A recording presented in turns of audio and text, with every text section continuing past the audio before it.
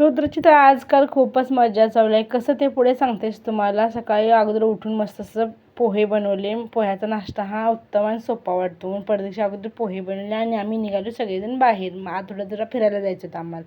अगोदर रिक्षाने गेलो. रिक्षाने रुद्रच्यांच्या मावसंग काहीतरी गप्पा चालू होत्या. मग तिथून आम्हाला जायचं होतं अंडरग्राऊंड मेट्रोने प्रवास करणार होतो आज. मग काय पहिल्यांदा प्रवास करणार होतो आणि आमच्या रुद्रचा एक्सलेटरवर तर काय मज्जा चालू होती. त्याची ही मजा तर कधी संपतच नसते. मग काय ट्रेन आली तेवढ्यात आम्ही गेलो आतमध्ये. मग ते होती पहिल्यांदा ट्रेन पूर्ण खाली होती. मग काय आमच्या रुद्राला आणखीन थोडी जागा खेळायला भेटली ना.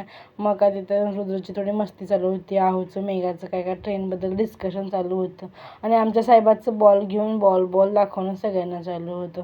थोडा वेळ बसल्यानंतर तो पण कंटाळला. त्याला फिरायचं होतं. मग काय तो फिरत होता. बाबा त्याला पकडत होते कारण ना तो पडेल म्हणून. त्याला किती पण पकडलं तर तो का थांबाचं नावच घेत होता. मग काय फायनली आम्ही उतरलो खाली आणि बाहेर आलो. तिथून आम्हाला भाऊजा पण भेटले होते. मग तिथून मेघा भाऊजा आहो सगळेजण सोबतच मस्त असं. यावेळेस ना आम्ही कधी आलो नव्हतं. मस्त गर्दीच राहत होती आम्ही येईल तेव्हा. मस्त काय रिकामं होतं. मस्त फ्रेश वाटलं आणि जेवण पण आज मस्त बाहेरच केलं.